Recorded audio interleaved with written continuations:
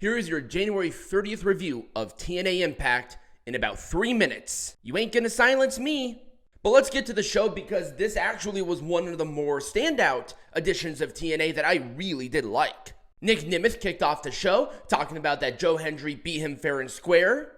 This probably would have been better like last week, but sure, I guess better late than never. Ryan Nemeth came out being a little cretin. First Class came out for an unknown reason. And Santino Marella made the main event there. Not a huge fan of how the main event was made, but it should be at least a very interesting match. Cora Jade and Hyan had a match. It was fine. Cora Jade won with a double arm DDT, or Jaded. Not the best choice of name, but we'll just roll with it. They're adding Xia Brookside into this rivalry, and I feel like it's unnecessary. It's a bit of a mess, actually. Brian Myers and Leon Slater had a pretty solid match overall. Sometimes I forget how good Brian Myers is. I mean, the guy trained a lot of the wrestlers that you know. I had no idea when the system gave each other these rings, but they just look really cheap. Myers used a bunch of them, hitting Leon Slater behind the ref's back and then the roster cut. Sami Callihan was going to talk about the Mance Warner debut and the attack on him, but they were fighting to the ring, so technically it counts as a review. Nothing here changed. I mean, it just didn't. Steph de Lander got involved. Sami Callihan was laid out. There you go.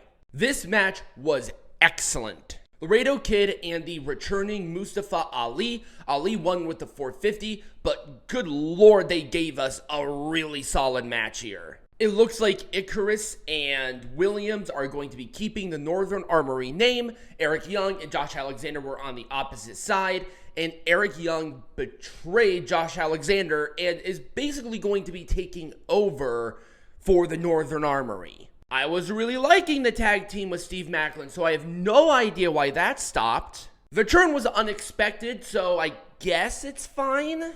Not every swerve, not every whoa, didn't expect that is necessarily a good thing, but I guess it can make sense if they follow it up well.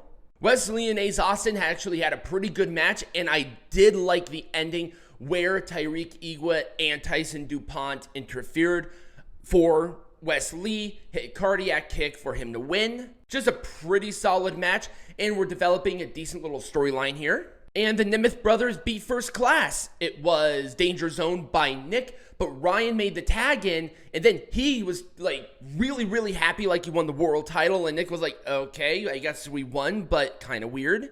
And that was TNA. If you watched the show, let me know what you thought about it in the comments, and as always, be majestic.